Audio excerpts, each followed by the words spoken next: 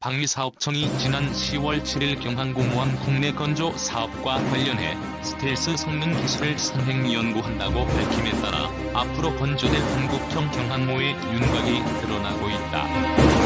방사청은 이날 국회 국방위원회 국정감사 업무보고 자료에서 2022년 사업 착수를 위한 선행 조치로 개념 설계 및 핵심 기술 개발을 수행하기 위해 2022년 예산 271억 원 반영을 조정했다고 밝혔다.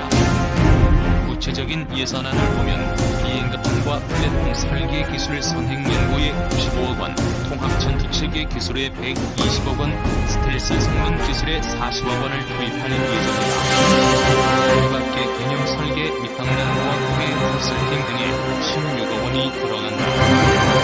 앞서 국방부는 지난 8월 F-35B와 같은 단거리 이착륙 전투기 탑재가 가능한 경항모급 대형 수송함 국내 건조 계획을 담은 2020-2024 국방중기 계획을 발표한 바 있다. 국방부는 중기 계획에 따라 내년부터 단거리 이착륙 전투기 탑재가 가능한 다목적 대형 수송함에 대한 선행 연구를 통해 개념 설계에 착수할 계획이다. 사업명은 대형 수송함이지만 실질적으로는 F-35B 스텔스 이착륙 전투기 운용에 초점을 맞춘 경항모 건조를 염두에 두고 진행한다. 오는 2021년 사업 타당성 조사가 끝나면 2022년부터 본격적인 탐색 개발을 거쳐 2026년부터 체계 개발에 들어가 2033년께 경항모 건조가 완료될 것으로 전망된다.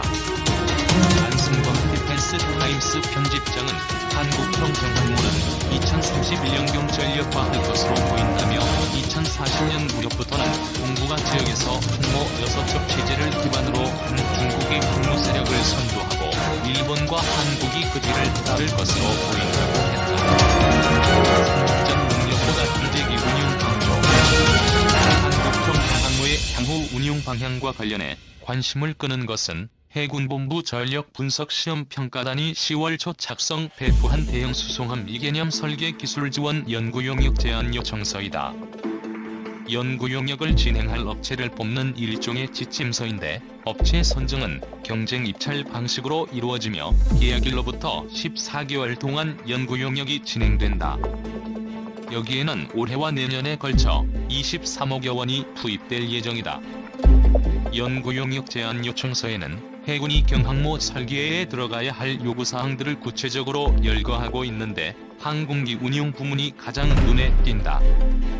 선체 외형, 동력, 지휘 통제, 전투체계, 상륙 능력 등은 요구사항이 4에서 5개 항목인 반면 항공능력 요구사항은 10개에 달한다.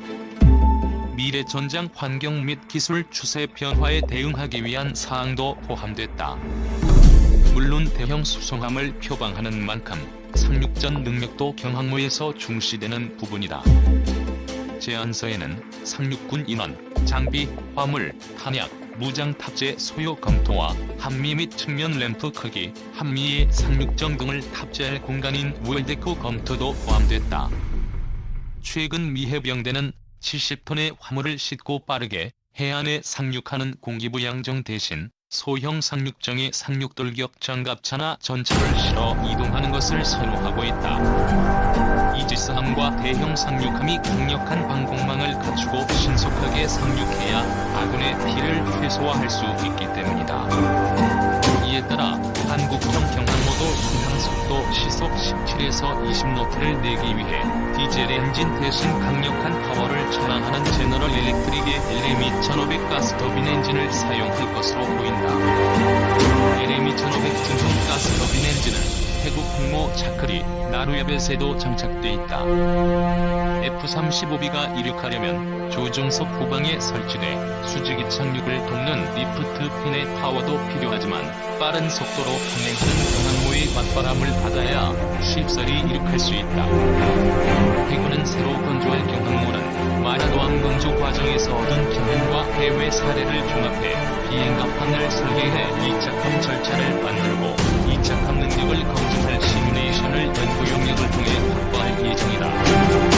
이를 통해 항공기 유도 및 관제 개념, 항공기 비행갑판 배치 방법, 정비 공간 확보, 지원 설비, 항공기 이승에 필요한 승강기 설치 배치 등도 연구하게 된다.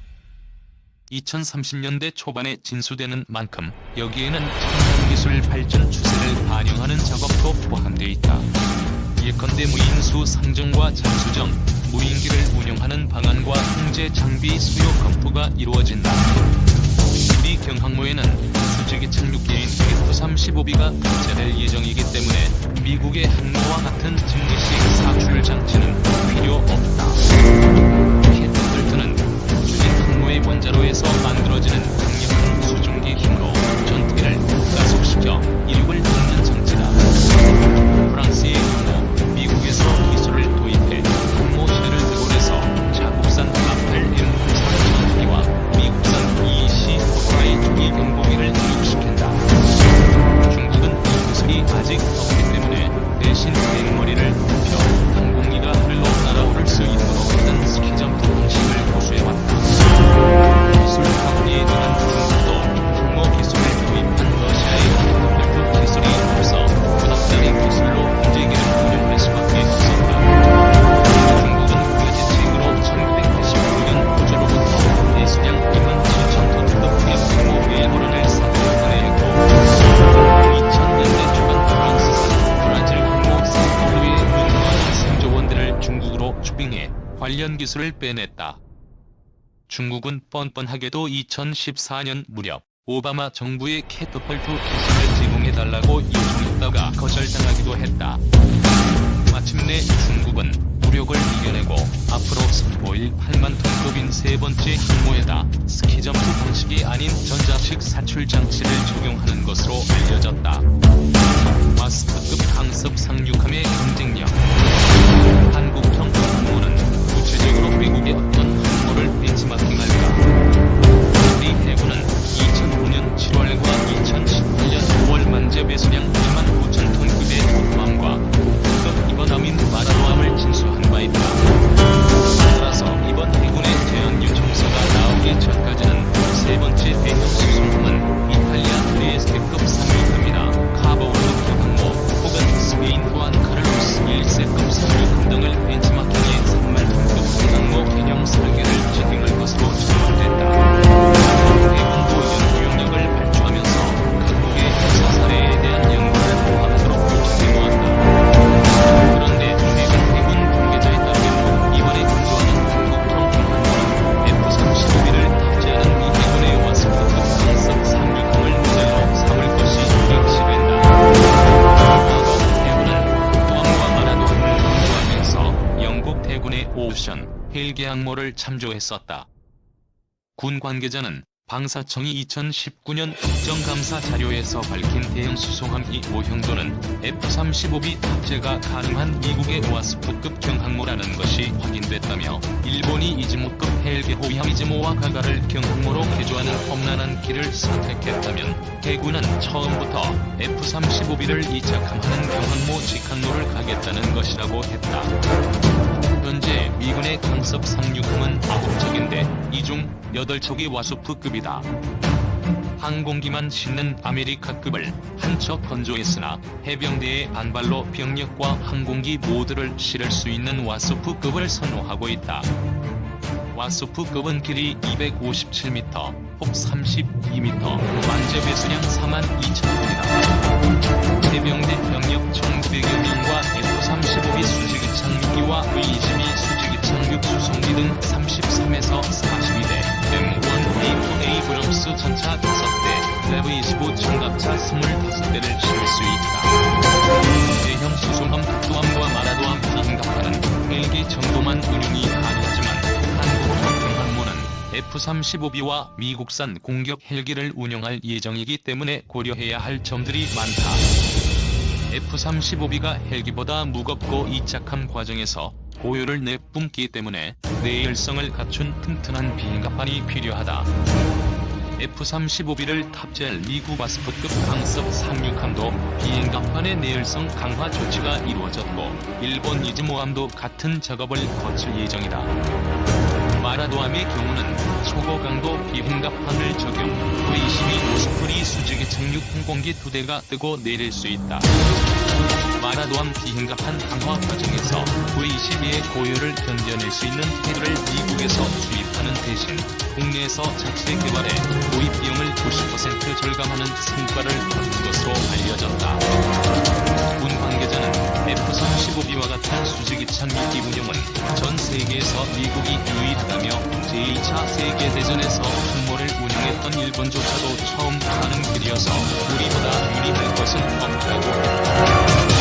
한진중 현대중 수주전 벌일 때 한국형 경항모는 한진중공업과 현대중공업 두 개사가 수주 경쟁을 벌일 것으로 보인다. 한진중공업은 그동안 독도급 대형 수송함 독도함과 마라도함, 천왕봉급 차기 상륙함 등의 대형 함정을 건조한 경험이 있다.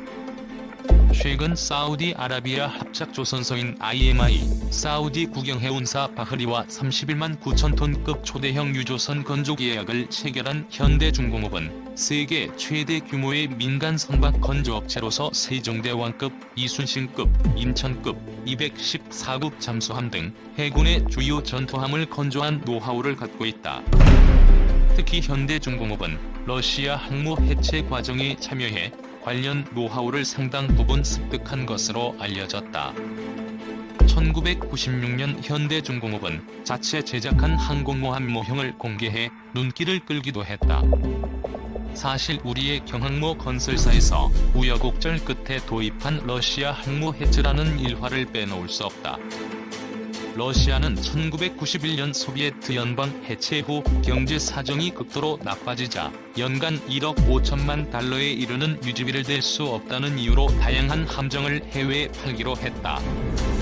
당시 러시아가 매각을 결정한 함정 중에는 1970에서 1980년대 러시아 태평양 함대에 배치됐던 키예프급 항모 노보로시스코와 민스코도 있었는데 이 항모 매입에 나선 업체가 한국의 중소무역업체인 영유통이었다. 당시 민스코는 1993년 7월 퇴역한 상태였고 노보로시스코는 화재로 기능 불능에 빠져 있었다. 이후 1994년 1월 러시아 그로모프 해군사령관이 민스크 등 함정 수출 계획을 발표했고 그해 10월 6일 한국의 영유통은 해군 퇴役 장성들로 구성된 러시아 콤파스사와 항공모함 두 척 구매 계약을 체결했다. 이 계약에는 세계 33개 업체가 참가해 치열한 매수 경쟁을 벌였다. 당시 민스코는 합령 15년, 노브로시스코는 11년으로 통상 합령이 30년이라는 점을 감안하면 비교적 쓸만한 함정이었다. 당시 영유통이 인수한 민스코의 가격은 460만 달러, 노브로시스코는 430만 달러 등 총 71억 원이었다. 국산 K2 합의전차 한 대 가격이 50억 원 넘는 것을 감안할 때 항공모함 한 척이 전차 한 대 값에도 미치지 못하는 가격에 팔린 것이다.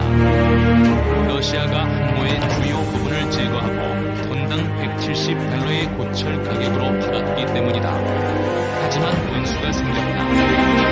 1994년 11월 러시아 국방부가 항모 두 척의 한국 구매를 순행하자 도쿄신문과 NHK 등 일본 언론의 플레이가 시작된 것. 당시 도쿄신문 등은 한국이 들여올 퇴역 항모 두 척이 사실상 현역 함정이라는 주장을 폈다. 그러자 러시아 정부는 일본 언론의 지적을 의식해 방치된 민스크와 노브로시스크의 중앙지휘센터 장비와 레이더, 방공정보 시스템, 미사일 발사대와 지휘 시스템, 표적 통지 시스템 등을 폭파하거나 제거한 다음 한국에 인도했다.